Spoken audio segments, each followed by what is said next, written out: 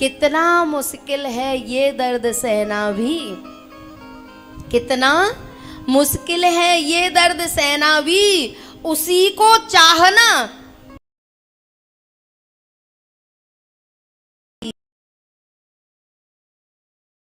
ना भी। प्यारे, जब दशरथ जी वशिष्ठ जी के पास गए थे ना कि राम का राज तिलक कर दो, तो वशिष्ठ जी ने एक बात कही, बेग विलंब न करी नृप साजिय सबुई समाज, सुदिन सुमंगल तवई जब राम होय जुब राज। आके घोषणा कर दी दशरथ जी ने कि कल राम राजा बनेंगे। अयोध्या को सजाया जा रहा था और कैकेयी को अभी कुछ पता नहीं है, कैकेयी को पता नहीं है, जबकि पता होना चाहिए था क्योंकि वचनबद्ध है दशरथ जी, लेकिन कैकेयी को नहीं बताया, पूरी योजना पहले ही बना ली। प्यारे, कैकेयी की एक दासी थी जिसका नाम था मंथरा। मंथरा जब महल से बाहर निकली, उसने देखा कि अयोध्या सजाई जा रही है। उसने किसी से पूछा, भैया ये क्या हो रहा है?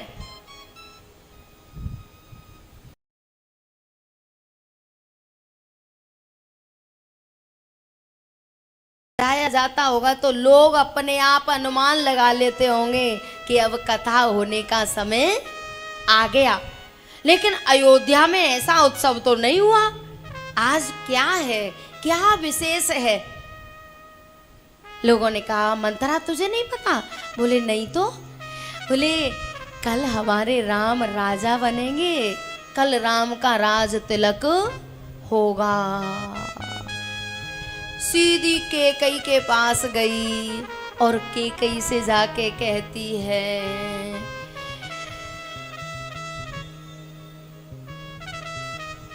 बोले तुम्हें ये सुख बहुत प्यारे हैं, लेकिन तुम्हें नहीं पता कि दशरथ जी तुम्हारे साथ छल कर रहे हैं।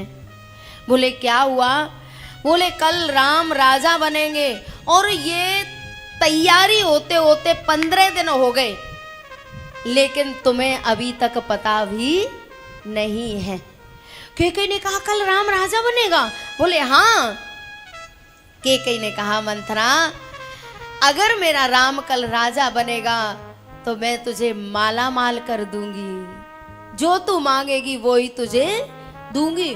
मंथरा ने कहा कि राम राजा क्यों बन रहा है, मेरा भरत क्यों नहीं बन रहा? जबकि एक ही साथ तो पैदा हुए थे, इनमें कोई ज्यादा अंतर नहीं था, एक साथ पैदा हुए थे। बोले भरत क्यों नहीं बन रहा, राम क्यों बन रहा है? तब कैकेयी ने बड़ी बात कही मंथरा से।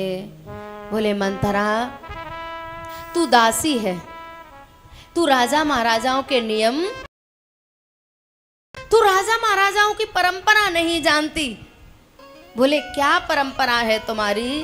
तब कैकेयी कहती है, जेठ स्वामी से वकल घुभाई,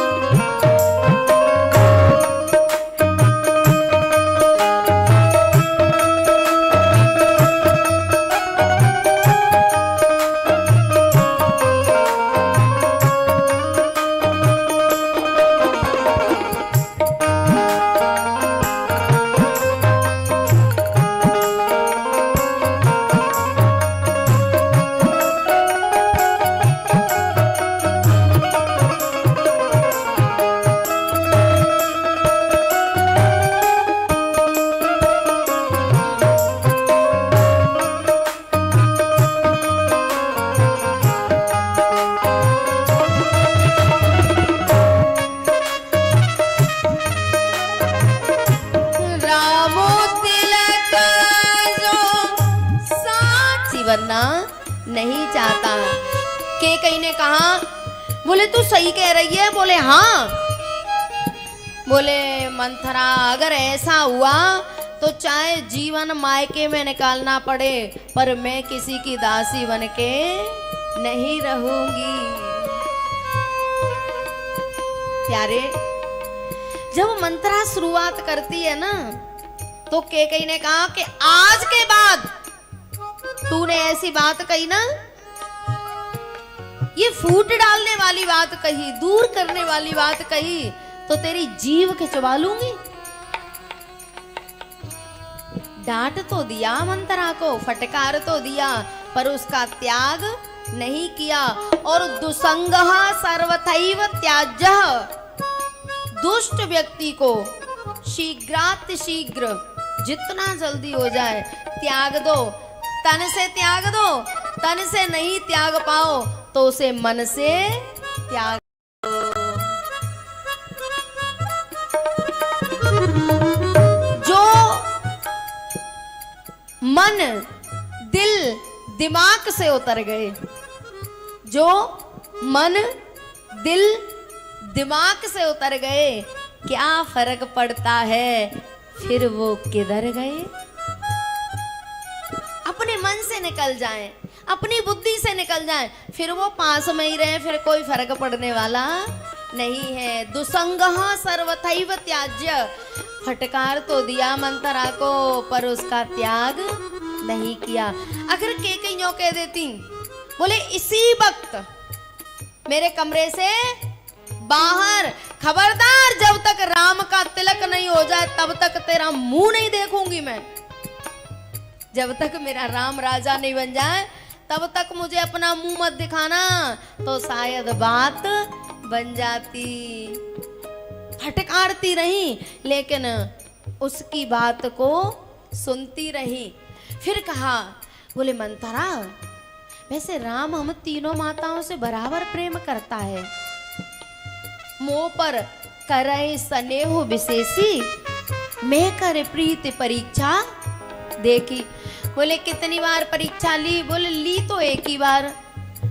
बोले गुरुकुलों में तो हर बार परीक्षा देनी पड़ती है, हर बार।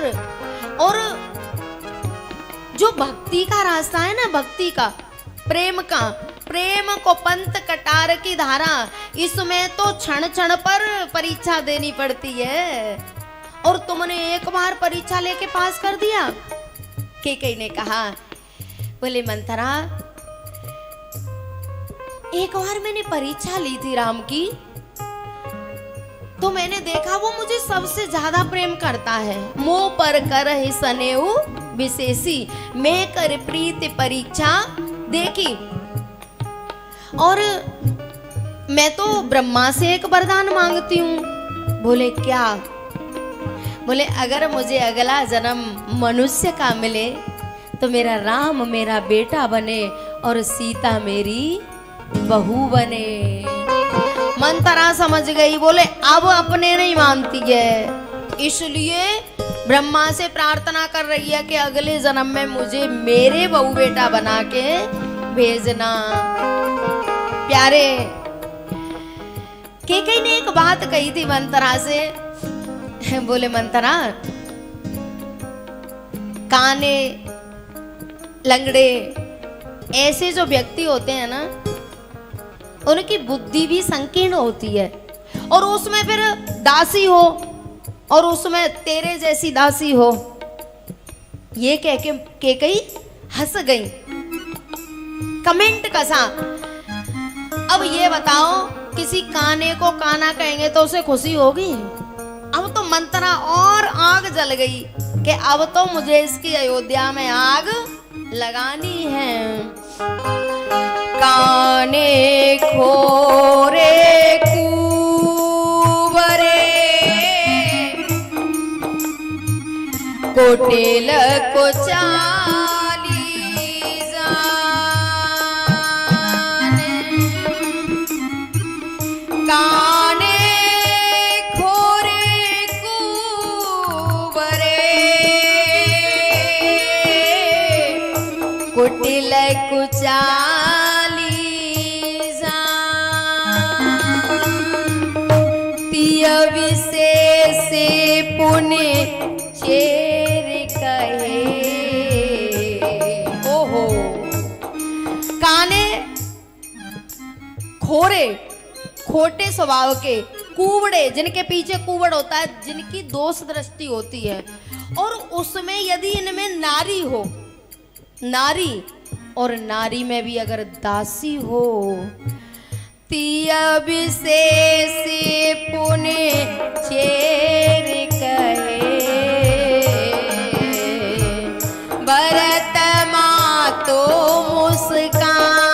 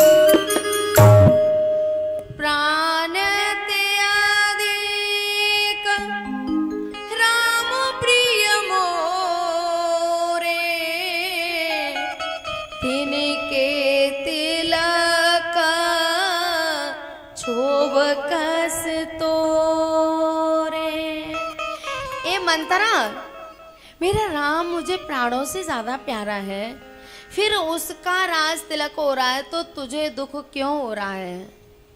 तब उसने वैराग्य दिखाया, बोले कौन पहोव हमें का हानि, चेर छाड़े हम होव की रानी।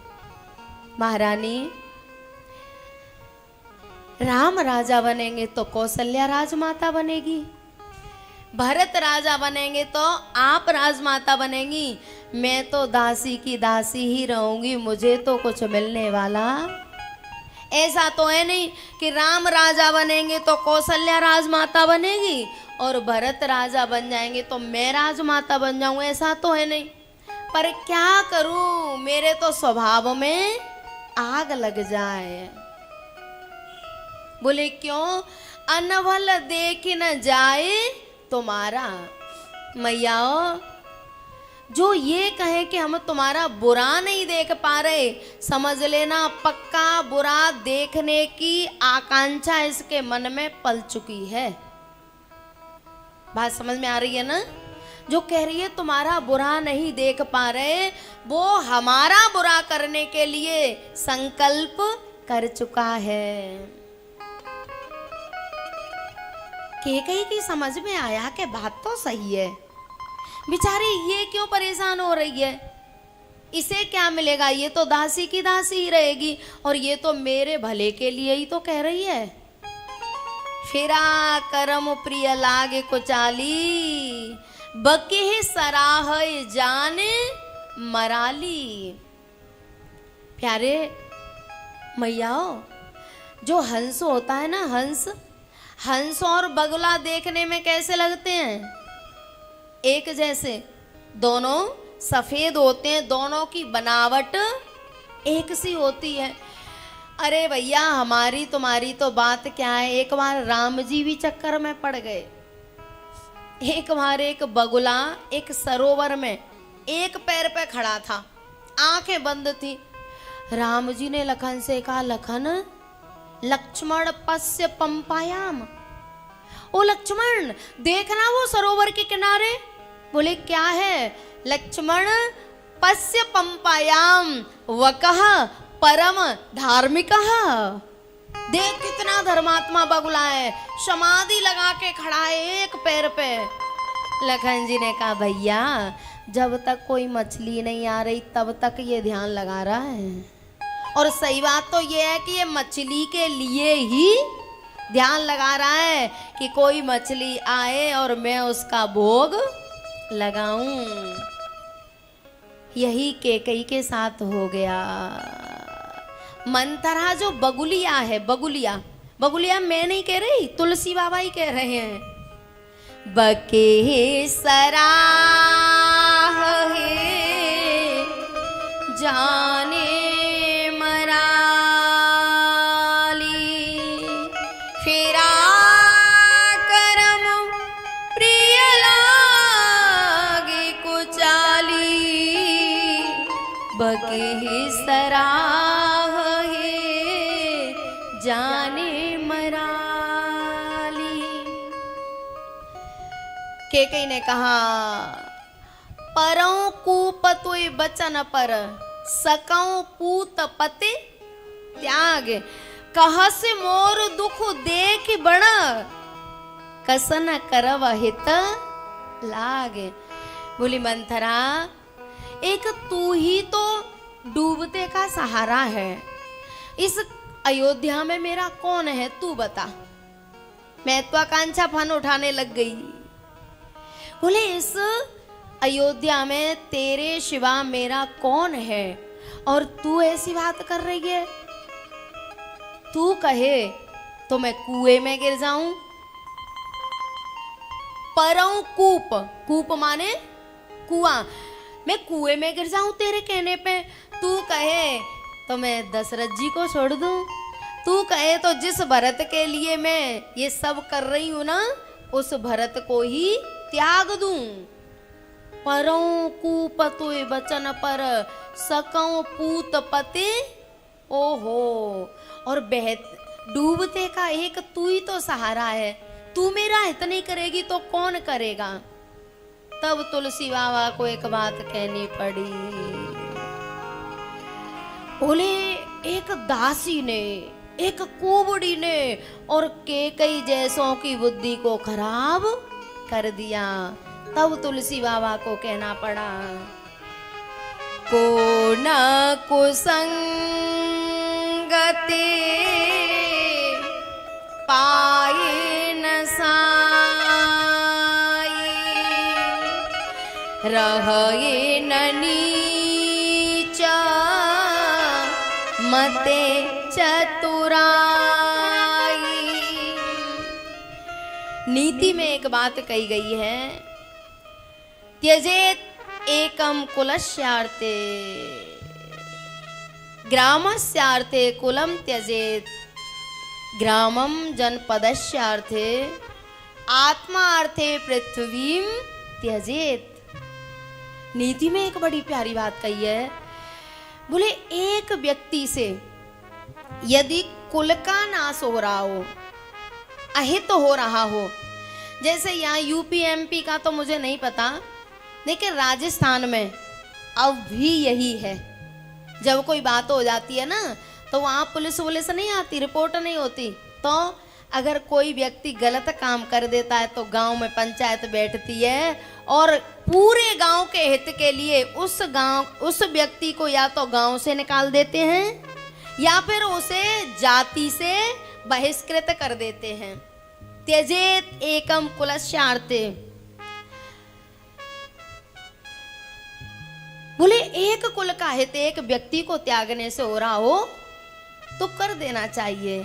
ग्रामस्यार्थे कुलम त्यजेत। और एक कुल को त्यागने से एक गांव का भला हो रहा हो, जो अभी राजस्थान में चल रहा है। वहां किसी से अगर गलत काम हो गया तो उस कुल को जाति से बहिष्कृत कर देते हैं, उसका हुक्का पानी बंद।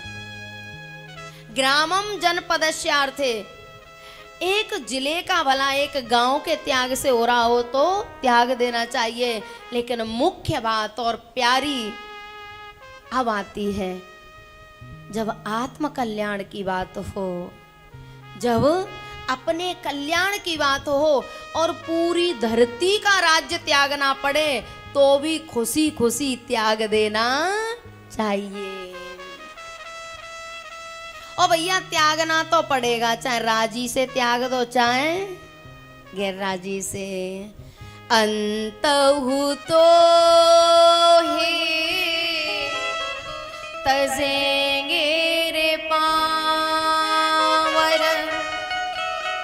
अंतहु तो ही तजेंगे रे पावर, तू न तजे अवही ते, मन पछतई है अवसर बीते। बोले किसी ने त्यागा है? बोले त्यागा है? बोले एक ही बताओ ऐसा बलवान हो उसने त्यागा हो। तब कहा रावण कुंभकर्ण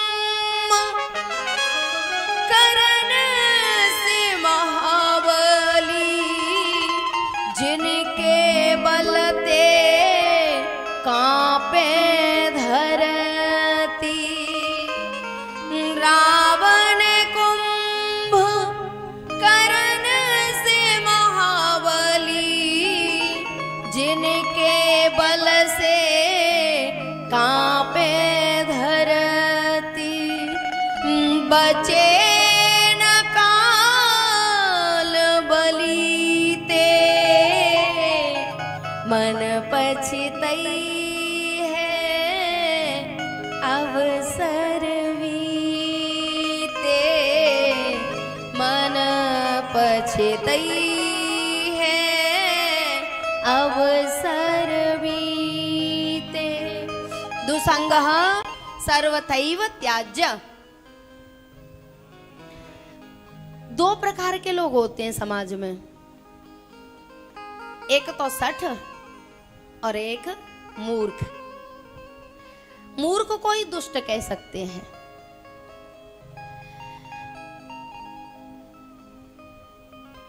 प्यारे, जो सठ होते हैं ना, सठ सुधरें सतसंगत पाई। तुलसी बाबा ने एक रास्ता बता दिया। बोले 60 व्यक्ति को अगर सत्संग मिल जाए, संतों का सानिध्य मिल जाए तो वो सुधर जाएंगे। बोले मूर्ख? तुलसी बाबा ने कहा, बोले बांस के पेड़ पे खूब बारिश हो, खूब बारिश हो, क्या उस पर फूल आ सकता है? पीछे बताएंगे। चौमासे में बांस के पेड़ पे फूल आ जाते होंगे? नहीं आते।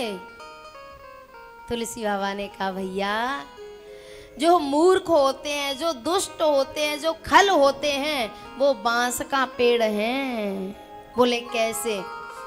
तब कहा फूले फले न बेत,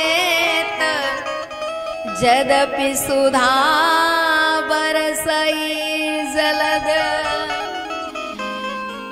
बारिश में पानी नहीं, अमृत की बारिश हो, पानी की नहीं, बारिश में अमृत की बारिश हो तो भी बांस पर ना तो फूल आने वाला है और ना फल आने वाला है।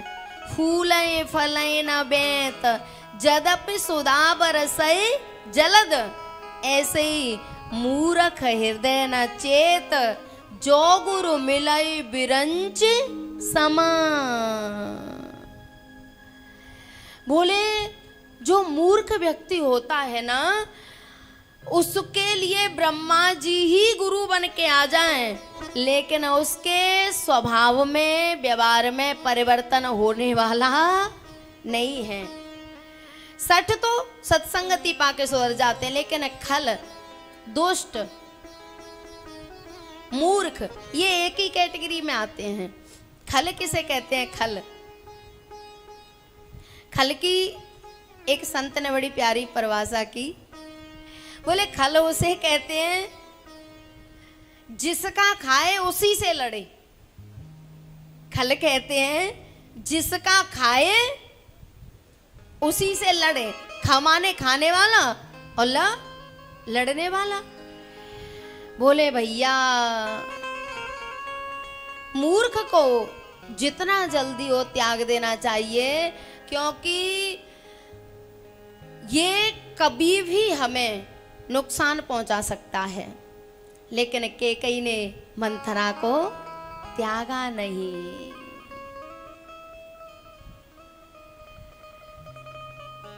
प्यारे, कैकेयी ने कहा कि अब मुझे बता मैं क्या करूं। तब मंथरा ने कहा, और ऐसे व्यक्ति जो होते हैं ना, उनके पास बहुत तो रास्ता होते हैं, बहुत रास्ता और बहुत प्रमाण होते हैं, समझ में नहीं आता कौन सी बात को वो प्रमाण बना लें। बोले क्या करूं? बोले तुम्हें याद नहीं है दशरथ जी ने 2 वरदान दिए थे तुम्हें? 2 वरदान, आज जाके उन वरदानों को मांग लो। बोले मांगना क्या है वो तो बता। बोले पहला वरदान भरत का राज तिलक और दूसरा राम का 14 बरस का वनवास। बोले ठीक है, अब क्या करूं? मंथरा ने अपने कपड़े लाके रख दिए। बोले इनको पहन लो। हैजा बहना, हैजा बहना मोसी, जो तुम्हारे नीचे रह रहा है ना, सोचना मत कि वो तुम्हारा विकास चाहता हो, सोचना मत कि वो तुम्हारी उन्नति चाहता हो, क्योंकि नवन नीच की अति दुख दाई। रावण भी गया था मारीच के पास, जबकि रावण का मारीच मामा था, और जब जाके प्यार की मीठी मीठी बातें कर रहा रावण, तो मारीच समझ गया कि ये नब रहा है, झुक रहा है, इसका मतलब कुछ न कुछ गड़बड़ है। नवन नीच की अति दुखदाई। बोले ये मेरे कपड़े पहन लो।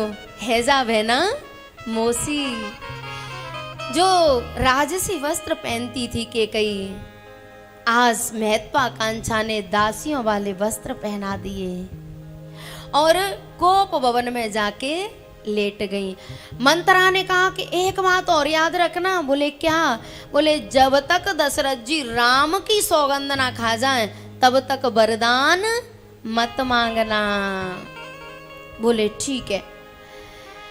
केकई कोप भवन में गई और पता है दशरथ जी सोच रहे थे कि मैं केकई को जाके बताऊंगा कि कल तेरा राम राजा बनेगा।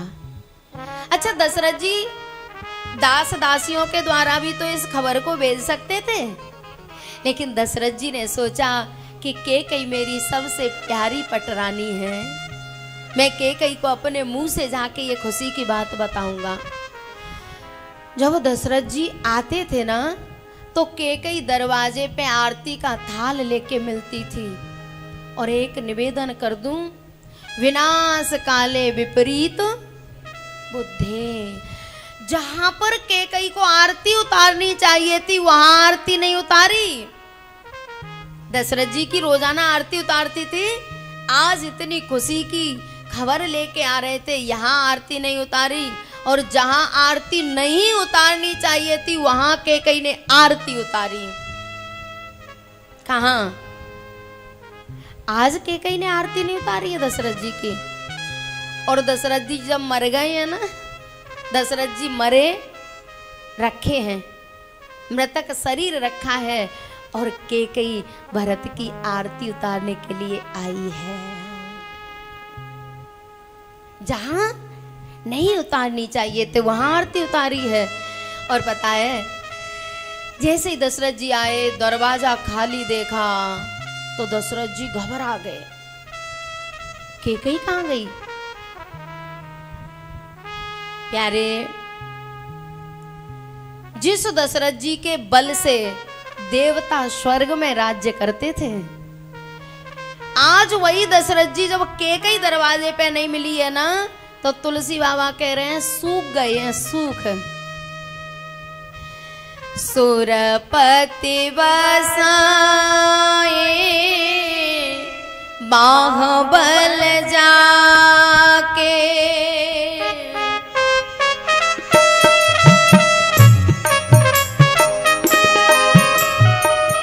नरपति सकल रहे रुख ताके।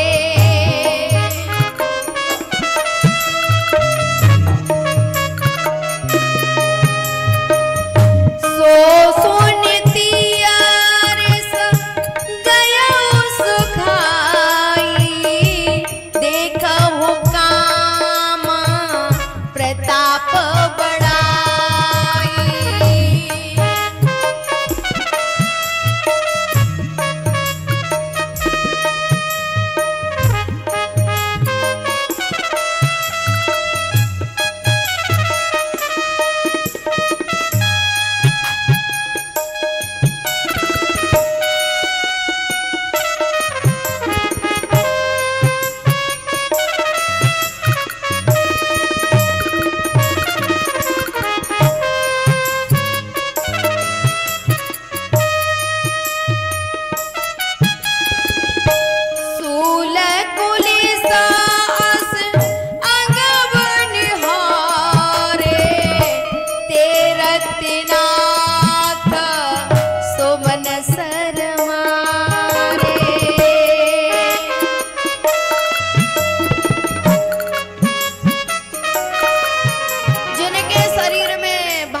घुस जाते, त्रिशूल घुस जाते, तलवार घुस जाती, लेकिन दशरथ जी मरते नहीं थे। और आज काहे से मर गए हैं? कामदेव के फूलों के बाण से। ते रतिनाथ सुमन, सुमन कहते हैं फूलों को, ते रतिनाथ सुमन सर मारे, तात तीन अति प्रबल खल, काम क्रोध और लोभ। आज दशरथ का दुर्भाग्य तो देखो, तीनों एक साथ दशरथ जी पर आक्रमण करने आ गए हैं। काम, क्रोध और लोभ। मंथरा है लोभ। लोभ वृत्ति की प्रेरणा से कैकेयी क्रोध करके पड़ी है, मंथरा लोभ है। लोभ की प्रेरणा से कैकेयी क्रोध करके पड़ी है, और दशरथ जी काम की प्रेरणा से आ गए हैं। तात तीने अति प्रबल खल, काम क्रोध और लोभ। एक की भी मात्रा बढ़ जाती है ना, गड़बड़ हो जाती है। तीनों जरूरी हैं। लोभ परिवार की व्यवस्था संभालने के लिए जरूरी है, क्रोध परिवार में अनुशासन बनाने के लिए, डिसिप्लिन बनाने के लिए थोड़ा सा जरूरी है। क्योंकि जब सर्प भी सीधा हो जाता है तो बालकों से खींचे खींचे फिरते हैं। क्रोध भी थोड़ा सा जरूरी है, लोभ भी जरूरी है और काम भी जरूरी है। लेकिन जिसकी मात्रा ज्यादा बढ़ जाती है तो गड़बड़ हो जाती है। और दशरथ जी के यहाँ तीनों एक साथ आ गए हैं।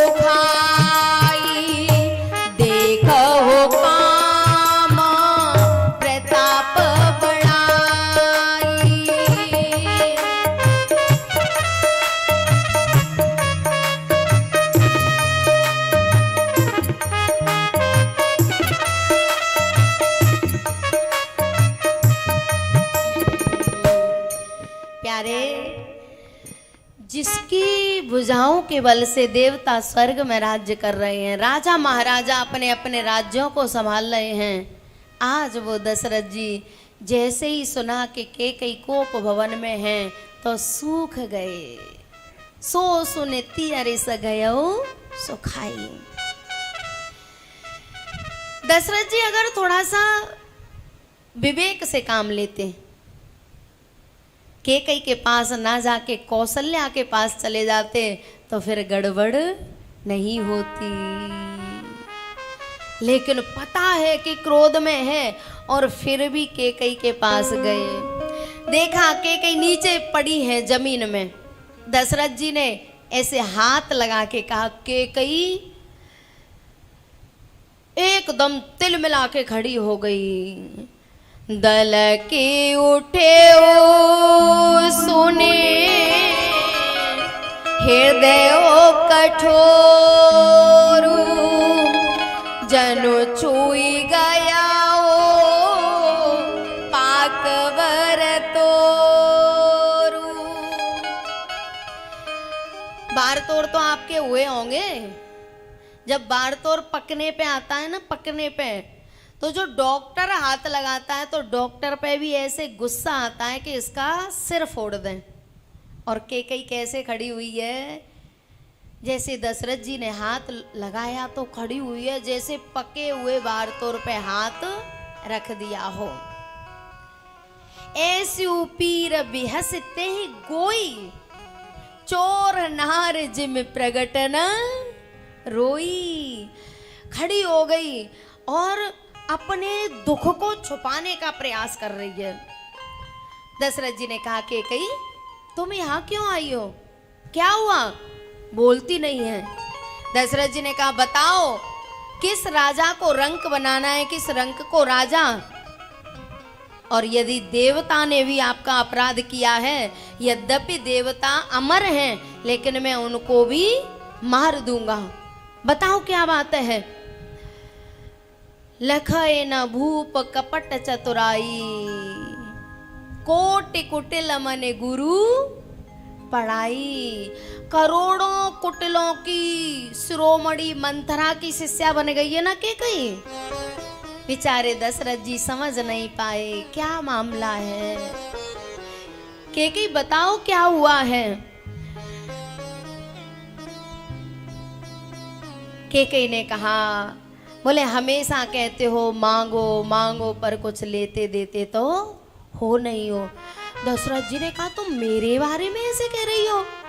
बोले हाँ, बोले तुम्हें पता है हम रघुवंशी हैं, रघुकुल रीति सदा चली आई, प्राण जाए बरु बचन न जाई। बताओ मैंने क्या नहीं दिया। कैकेयी ने कहा पता नहीं होंगे आप रघुवंशी, पर मेरे तो 2 वरदान थे, उनको भी पाने में मुझे संदेह है। तेऊ पावत संदेह, मुझे तो उनमें भी भय लग रहा है। दशरथ जी ने कहा कैकेयी तू पहले अपने वरदान मांग ले, मैं तो बाद में देखूंगा, तू पहले अपने वरदान मांग ले। बता तेरे वरदान क्या हैं। कैकेयी ने कहा दोगे। बोले जरूर दूंगा। बोले पहले राम की सौगंध खाओ। दशरथ जी ने कहा कि मैं अगर तुझसे कपट कर रहा हूं तो एक बार नहीं, मैं 100 बार राम की सौगंध खाता हूं, तू मांग। कैकेयी ने कहा बोले पहला वरदान सुन हो प्राण प्रिय भामत जी का, देहो एक बर भरत टीका। बोले ठीक है, मैं कल भरत को बुला के उसका राज तिलक कर दूंगा। अब दूसरा, कैकेयी ने कहा तापस वेश विशेष उदासी, 14 वर्ष राम बनवासी, अवध उजार कीने के कई, दीन से अचल विपत्ति कहने, कवने अवसर का भयो, गयो नारे विश्वास। अरे कैकेयी मैं बड़ा अभिमान करता था तेरे ऊपर, बड़ा गर्व था मुझे तेरे ऊपर, मैं हमेशा तुझे अपनी बाई भुजा समझता था, लेकिन आज तूने मेरे अहंकार को, मेरे अभिमान को चूर चूर कर दिया। कवने अवसर का भयो, गयो नार विश्वास, जोग सिद्ध फल समय जिमे जति है अविद्या नाश। तूने सब करे धरे पे पानी फेर दिया। कैकेयी ने कहा देन कहे अब जन बरु देहु। आपने कहा था ना कि मैं वरदान दूंगा, अब देना है तो दो। तजो सत्य जग अपजसु लेहु।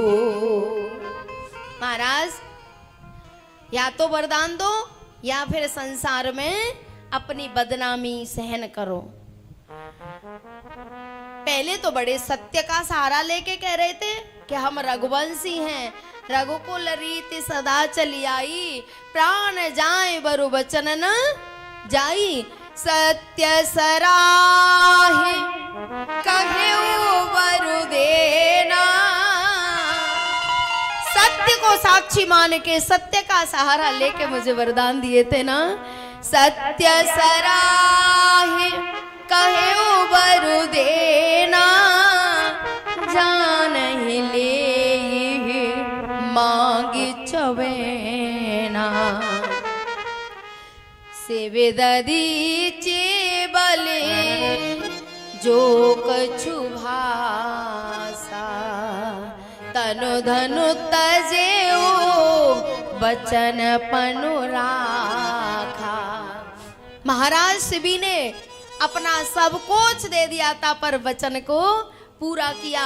महाराज दधीची ने अपनी हड्डियां तक दान में कर दी। और आप भी या तो मुझे वरदान दो या फिर मना कर दो। अति कटु वचन कहते के कई, मानहु लोन जरे पे देहि। के कई ऐसे शब्दों का प्रयोग कर रही है, ऐसे लग रहा है कि जले हुए अंग पर के कई नमक डाल रही है। दशरथ जी ने कहा के कई तेरा पहला वरदान मैं पूरा कर दूंगा पर दूसरे में थोड़ा सा परिवर्तन कर ले। के कई ने कहा नहीं। लखी मही पर कराल कठोरा, ऐसे लग रहा है कि कठोरता साक्षात साकार रूप धारण करके आ गई है। लकी मही पर कराल कठोरा, सत्य की जीवनो ले ही मोरा। हे परमात्मा, आज वास्तव में ये मेरे प्राण ही लेगी क्या? आज ये मुझे जिंदा छोड़ने वाली नहीं है। के कई ने कहा देहु के लेओ अजसु कर नाई, मोहे न बहुत प्रपंच सुहाई। तब दशरथ जी सिर पकड़ के बैठ गए और बोले के कई मुझे लगता है कि इस सौभाग्य से तेरा मन भर गया है। अब ये सौभाग्य, अच्छा कभी कभी बहुत सी नारियां सब कुछ होते हुए भी अगर गड़बड़ कर रही हैं तो ऐसा लगता है कि ये समृद्धि इसको पच नहीं रही। दशरथ जी ने कहा, बोले तू बहुत पछताएगी, मान जा। के कई नहीं मानी। तब दशरथ जी रो रो के कह रहे हैं,